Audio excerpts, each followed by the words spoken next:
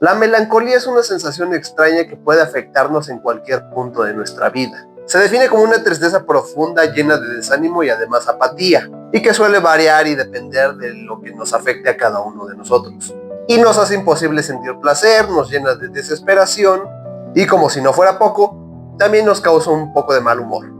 Esta sensación es el eje central de la novela de la que vamos a hablar hoy, explorada no únicamente por unos personajes desganados que te dan ganas de entrar al libro para querer abrazarlos, también por el tiempo en el que se desarrolla, la ciudad donde ocurre y sobre todo la sensación que deja el autor, ya que nos hacen ver un escenario triste, devastado y donde parece que el futuro no traerá remedio alguno. Aunque esto no necesariamente indique que es un libro triste, también hay mucha magia en sus páginas, con momentos que parecen estar fuera de esa sensación de tristeza y lejanía. Es una buena obra para explorar los dos polos, el inevitable peso del tiempo y la tristeza que tiene el mundo en un momento clave de su historia, y el deseo y la magia que tienen los personajes en sus momentos de mayor sinceridad, aunque estos sean breves. Sí, ya sé que no es ensayo sobre la ceguera, ni el Evangelio según Jesucristo, ni todos los nombres, ni ninguna otra de las novelas conocidas de este autor.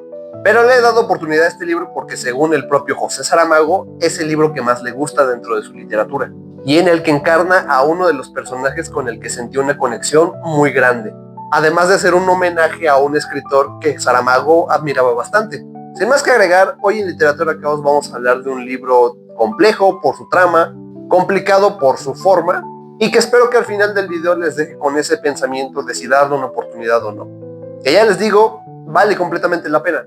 Así que hoy vamos a adentrarnos en El año de la muerte de Ricardo Reis.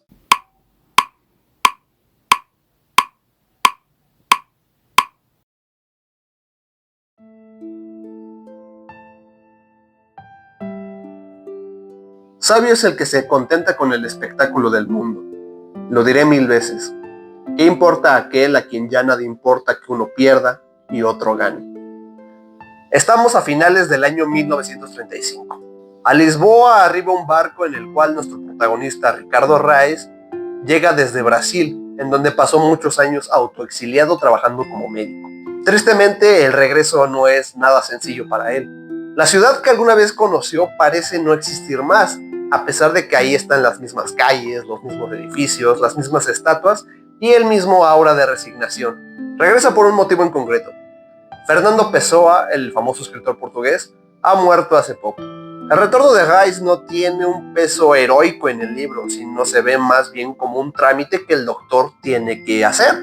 Como si ir a la tumba de Fernando Pessoa y darle el pésame después de muerto fuera un trámite burocrático más que el doctor Reis tiene que hacer. Pero sin quererlo se va reencontrando con la ciudad de Lisboa y con la persona que le da vida a Ricardo Reis. Y así es como nuestro protagonista va a pasar toda la historia observando una ciudad, pero sobre todo un país, que parece estar bajo un hechizo que lo hace ver como conformista, sobre todo con los sucesos históricos que están por acontecer en el ámbito secundario de esta novela. Aquí vale la pena hacer una pausa para explicar qué pedo con la figura de Ricardo Reis y con Fernando Pessoa. ¿Es Ricardo Reis una persona real? La respuesta sencilla es no, pero esto es un poquito más complicado que solamente responder si sí o no. Primero, déjenme explicarles la diferencia entre lo que es un seudónimo y lo que es un heterónimo. El seudónimo no es otra cosa más que un nombre falso con el cual un autor firma su obra. Y esto se hace a veces simplemente por capricho artístico de tener otro nombre o con el fin de proteger la identidad del autor por diferentes motivos. Por ejemplo, la autora de Cazadores de Sombras, Cassandra Clare, en realidad se llama Judith Remelt o Remois, pero escribe bajo este seudónimo porque en sus años de secundaria escribió un cuento que se llamaba La Bella Cassandra, y esto inspiró este nombre artístico, pero realmente se conoce la identidad real de la autora. Por otro lado, los que conocen a Stephen King saben que escribe bajo el seudónimo de Richard Bachman, y esto se debe a que en el año 1977, ya con El Resplandor publicado, llegó a la editorial con una nueva novela, y sus editores le dijeron: carnal, nos encanta que escribas, pero la neta, si seguimos publicando cosas tuyas, la gente va a pensar que estás escribiendo por escribir, y vas a perder prestigio. Así que King, en lugar de bajarle el ritmo a su escritura, o bajarle tantitos gramos a su consumo de coca, decide inventarse el nombre de Richard Bachman para evitar este riesgo de perder prestigio. sin imaginar que el riesgo real era publicar Rabia, que fue la primera novela que publicó bajo este nombre. Ya les platicaré un poco acerca de Rabia en el futuro. Y a lo largo de su carrera ha publicado 7 novelas bajo este seudónimo. Ahora, quizás el caso más serio de seudónimos es el de Salman Rushdie, quien después de la publicación de los versos satánicos y toda la controversia que vino, una sentencia de muerte incluida, decidió esconderse y siguió publicando ensayos y novelas bajo el seudónimo de Joseph Anton, para evitar que su vida y la de sus colaboradores estuvieran en peligro, más de lo que ya estaba. Ahora, hablando de los heterónimos, siguen el mismo principio. Son nombres falsos que un autor utiliza, pero con la intención de asignarles parte de la producción que hacen. Hasta ahorita parece que no hay una diferencia muy marcada. Son nombres falsos y ya.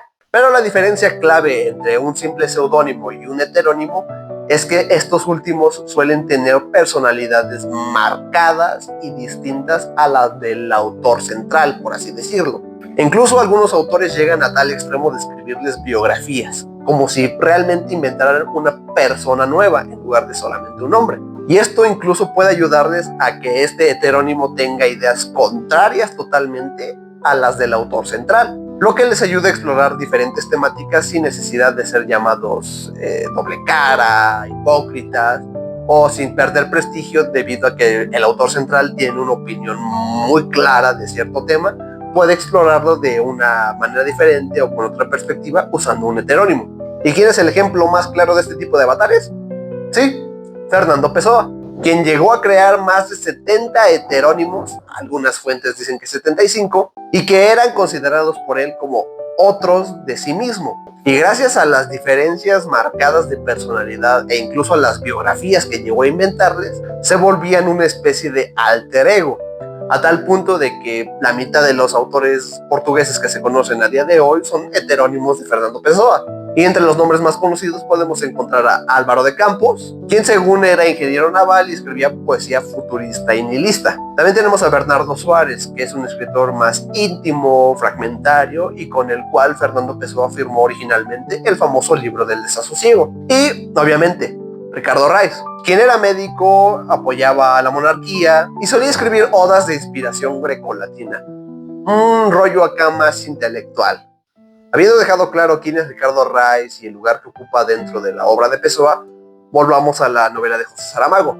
A la verga, 3 autores, se pasó de verga. El regreso de Reis desde Brasil, en donde Fernando Pessoa lo había dejado, marca el inicio de la historia, y la muerte de Pessoa marca el inicio de su viaje introspectivo. Reis encarna un personaje estoico, sumamente melancólico y que le gusta disfrutar de la vida de una manera no romantizada. Observa todo lo que va aconteciendo en Lisboa, pero no interviene, como si se dijera a sí mismo que la vida no ocupa o quiere su intervención. Esto se ve muy marcado en la interacción que tiene con 3 de los personajes más importantes de toda la historia. Ricardo Reis mantiene una relación afectiva, pero sobre todo carnal, con una de las mucamas del hotel donde llegó a hospedarse, llamada Lidia. Ella, si recordamos que Ricardo Reis es un nombre al aire nada más, representa lo concreto en este punto de la vida del doctor. De ella se ayuda para participar en las acciones cotidianas de la vida, pero también en lo corporal, lo que lo invita un poco a participar en el mundo, aunque Ricardo prefiere mantener cierta distancia en cuanto a esto. Ella lo invita a amar, pero Ricardo prefiere contemplarlo todo así, alejado, como si no reconociera la realidad a la que pertenece dentro del libro, y más aún, como si temiera contaminarse de la misma. Otra mujer que aparece a lo largo de la historia es Marcenda.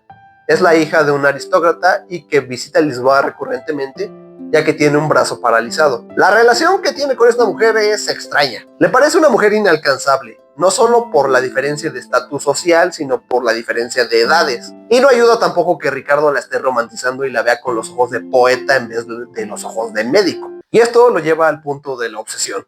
Y esto le provocó un debate respecto a si debe quedarse con Lidia, que se ve que es una mujer que lo aprecia, o con Marcenda, que sí, tiene ciertos acercamientos con ella, pero no sabe cómo mantenerla a su lado. Y sus intentos para mantenerla junto a él son salvajes, a veces sin pensarlo, y llenos de desesperación. Pero sin duda la interacción más interesante que tiene nuestro protagonista dentro del libro es con el fantasma de Fernando Pessoa, porque debido al origen que ya les expliqué de Ricardo Reis, esas conversaciones que tienen en cafés, en restaurantes, en el cementerio o incluso en propios sueños, son simples conversaciones consigo mismo, pero, curiosamente, también conversaciones entre dos personas diferentes. Y estas pláticas que mantienen están llenas de meditaciones acerca de la memoria, acerca de la autoría de cada uno de ellos, a su obra y a las persistencias de un autor más allá de su cuerpo. Pessoa no asiste a Rice como un espíritu con la intención de asustarlo, sino para hacerle compañía, dialogar y a recordarle que incluso después de muerto, los autores aún tienen mucho que decir. Esto queda claro incluso en el motivo principal por el cual Rice regresa de Brasil. Como si este reencuentro que imaginó José Saramago les dijera que al morir el autor, el personaje también debía hacerlo. Pero no ocurre de inmediato. Saramago hace volver a Rice de Brasil hasta Lisboa y lo hace pasar por diferentes situaciones, como si Ricardo se resistiera a irse. Y esto es solamente lo que vemos primordialmente, porque las interacciones que tiene Ricardo Rice con las mujeres que le mueven el tapete y con Fernando Pessoa se complementan con el escenario que es Lisboa y Portugal en general, y sobre todo el contexto histórico en el cual la historia se está desarrollando. Saramago explica el sentir de los portugueses en este periodo de tiempo, que tiene lugar 2 años después del inicio del Estado Novo, que fue una época marcada por el autoritarismo y la dictadura liderada por Antonio de Oliveira Salazar. Saramago usa esta figura de outsider de Ricardo Rice para explicar que así se sentían los portugueses en esa época, como si fuese un método de defensa ante el autoritarismo salazarista, una actitud de no intervenir en los sucesos del país. Es por eso que el epígrafe que utiliza Saramago en esta historia tiene demasiado peso. Sabio es el que se contenta con el espectáculo del mundo. Esta frase, que en la vida real está atribuida a la obra de Ricardo Rice, resume una filosofía casi estoica: observar, pero no actuar. Y lo más curioso es que Saramago ni siquiera se está burlando de sus compatriotas, sino que los muestra con cierta ironía, como si sus gestos casuales o la rutina fueran una defensa ante el cambio, o en otras palabras, actos melancólicos de una sociedad atrapada en el tiempo.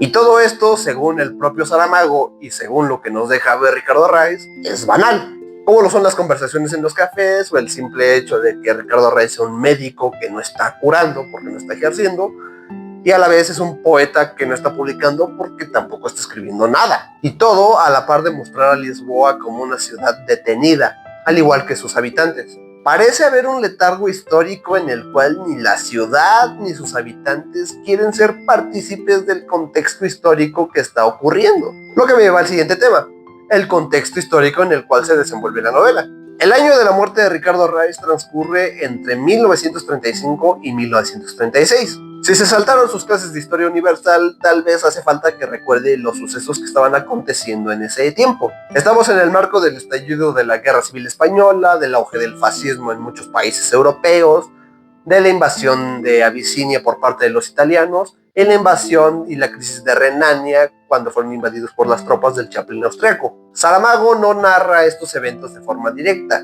sino que se filtran a través de la historia como ciertos ecos de lo que está pasando fuera de lo que le está sucediendo a Ricardo Rice. Quedan visibles ante nosotros porque el propio protagonista lee los hechos en el periódico, o por la llegada de los españoles al Hotel Braganza, donde Ricardo Rice está hospedado. Son como fantasmas de algo mucho más grande que está aconteciendo, que el pueblo portugués observa, pero nadie hace nada. Y según José Saramago, estos eventos son el huevo de la serpiente que va a eclosionar 3 años después, cuando de inicio la Segunda Guerra Mundial.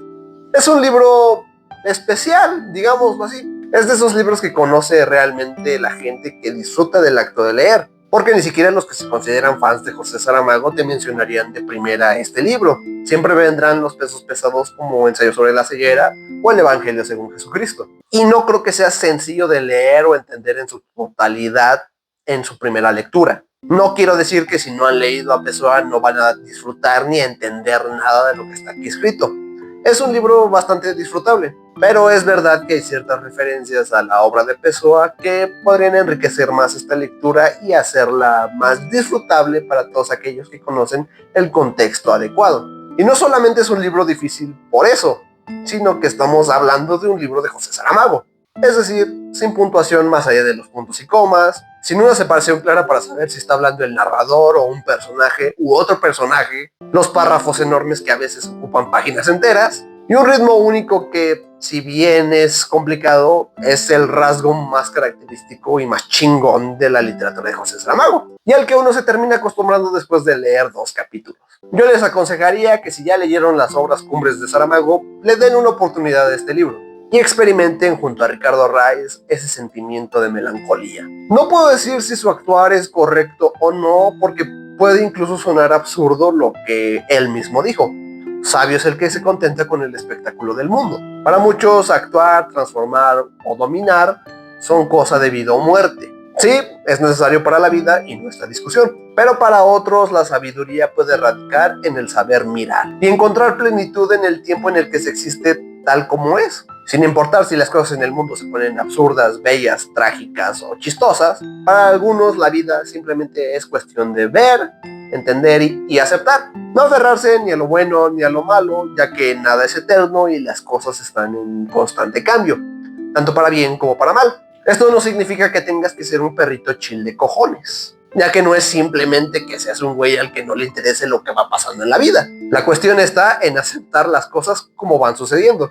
Pero de nuevo aclaro que esto le puede servir solamente a algunas personas. Aunque dejar que nuestra melancolía por el pasado y el peso y la exigencia de nuestro presente nos aplasten, pues tampoco parece lo indicado. Lean el libro y saquen sus propias conclusiones. Quizás les entren ganas de hablar con los fantasmas de su propio yo y debatir si nuestras acciones o la falta de estas pueden llevarnos a algo más allá de donde estamos ahora, antes de dejarnos llevar por lo que sí o no hicimos o por lo que sí o no haremos. Ya saben lo que se dice: pensar demasiado en el pasado es depresión, pensar demasiado en el futuro es ansiedad. Vivan y disfruten del hoy y del ahora. No importa si es actuando y transformando el mundo que nos rodea o simplemente observando con cierta conciencia el espectáculo del mundo. Gracias por acompañar a su lector de confianza. Nos vemos en el siguiente video.